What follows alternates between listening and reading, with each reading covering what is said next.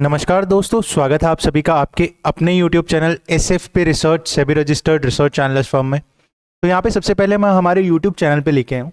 अगर आपने सब्सक्राइब अभी तक नहीं किया तो काफ़ी सारी अपॉर्चुनिटीज़ आप छोड़ रहे हैं। जल्दी से जाइए, सब्सक्राइब कीजिए एंड बेल आइकन प्रेस कर लीजिए, क्योंकि यहाँ पे हम रेगुलर ब्रेकआउट स्टॉक्स हों या फिर लॉन्ग टर्म स्टॉक्स हों, उन सभी की analysis with proper research as per SEBI guidelines आपको यहाँ पे प्रोवाइड करते हैं। उसके साथ ही हमारे कुछ नए सेगमेंट्स भी आने वाले हैं, तो उसी के ऊपर प्रिपरेशन चल रही है, तो वो भी आपको बहुत जल्दी लाइव होते हुए दिखने वाले हैं।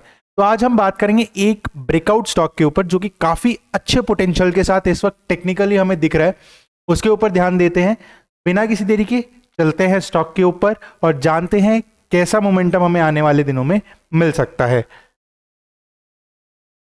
तो यहाँ पे हम आ चुके हैं स्टॉक के फंडामेंटल्स पे। सबसे पहले फंडामेंटल्स को गो थ्रू करेंगे, उसके बाद में हम टेक्निकल प्रोस्पेक्टिव देखेंगे एंड टेक्निकल प्रोस्पेक्टिव के साथ में इन द एंड हम बात करेंगे लेवल्स की, क्या लेवल ऑफ एंट्री रह सकता है, कहाँ पे हमें ब्रेकआउट मिल सकता है, क्या अपॉर्चुनिटी स्टॉक में बन रही है।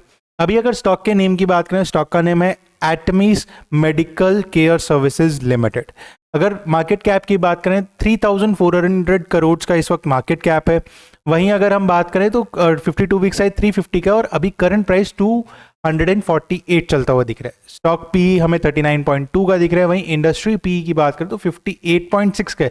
तो इंडस्ट्री पी से अगर हम देखें तो काफ़ी डिस्काउंट पे स्टॉक पी इस वक्त चलता हुआ दिख रहा है। आरओसी की बात करें 14.9% की, आरओई हमें 12.9% की देखने के लिए मिल रही है। वहीं डेट की बात करें 280 करोड़ का डेट है, डेट ऑन इक्विटी 0.33 की है, मींस एक फेवरेबल रेशो के ऊपर इस वक्त डेट ऑन इक्विटी हमें देखने के लिए मिल रही है।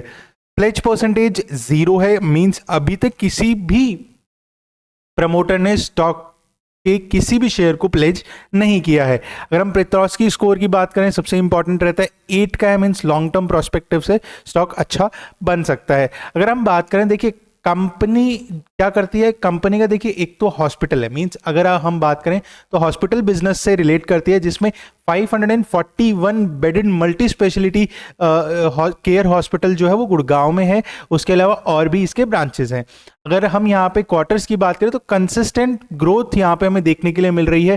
पहले जहाँ पे 20 करोड़ से नीचे प्रॉफिट था, पिछले 4 क्वार्टर से 20 करोड़ प्लस हमें यहाँ पे प्रॉफिट स्टॉक का देखने के लिए मिल रहा है। अगर हम यहाँ पे बात करें ईयर ग्रोथ की, तो यहाँ पे भी काफ़ी अच्छी ग्रोथ हमें देखने के लिए मिल रही है। अगर हम यहाँ पे बात करें इक्विटी कैपिटल की, तो सबसे इंपॉर्टेंट देखिए जहां पे डेट इंक्रीज हो गया था उसे वापस डिक्लाइन करने की कोशिश कर रहे हैं, लेकिन एक साल में लगभग यहाँ पे हमें डबल होते हुए दिखे हैं कंपनी के रिजर्व्स। अगर हम यहाँ पे अगली बात करें तो यहाँ पे कैश फ्लो पॉजिटिव 28 का है।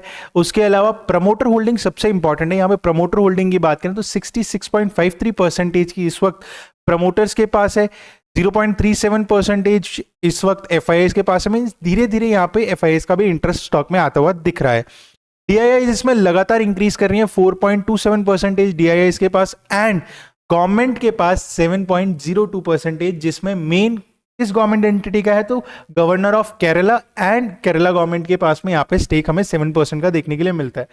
21% हमें देखने के लिए मिल रहा है पब्लिक में, और पब्लिक में भी दो बड़े नाम है।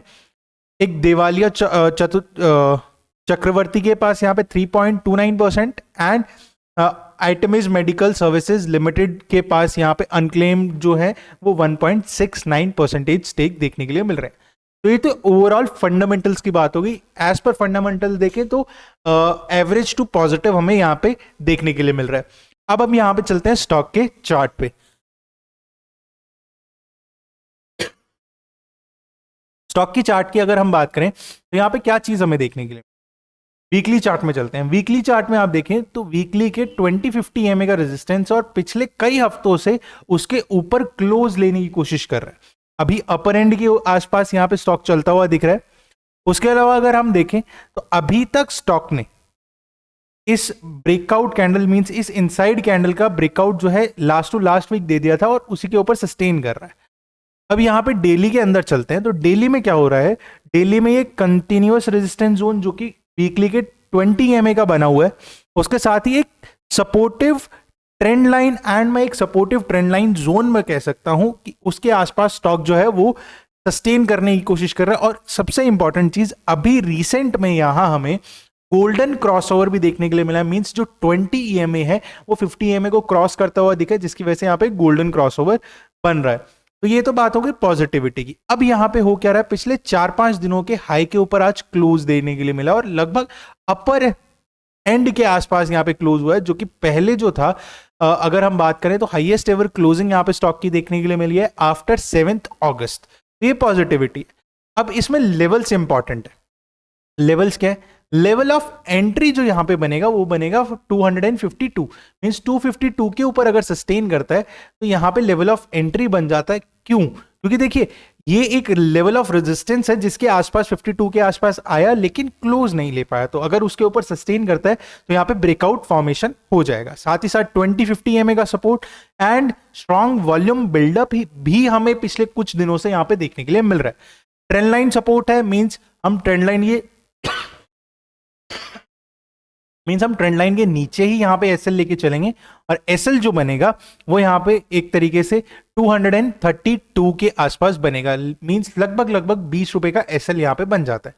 अब 1:1 का फर्स्ट मिनिमम टारगेट बनेगा, मींस यहां से 20 रुपए का पहला टारगेट हो गया, तो यहाँ पे 270 का हम पहला टारगेट लेके यहाँ पे चलेंगे, क्योंकि इसमें अभी कुछ खास रेजिस्टेंस नहीं है टिल 275। तो हमारे पहले दो टारगेट 270 एंड 275 के आसपास एक रेजिस्टेंस है। अगर वो ब्रेक होता है तो अगला टारगेट जो हमारा रहेगा वो 285 एंड 295 का बनने वाला है। तो ये इनिशियल टारगेट्स रहेंगे। शॉर्ट टर्म प्रोस्पेक्टिव से अगर ब्रेकआउट मिलता है तो उसकी आप अपॉर्चुनिटी देख सकते हैं। तो ये बात हुई आज के टेक्नो फंडा की। अच्छा स्टॉक है जिसमें एक अच्छी अपॉर्चुनिटी बन सकती है, उसका आप जरूर एनालिसिस कीजिएगा। उसके साथ ही किसी भी डिसीजन पे जाने से पहले अपने फाइनेंशियल एडवाइजर से जरूर पूछें। मिलते हैं अगली वीडियो में, तब तक के लिए जय हिंद, जय भारत।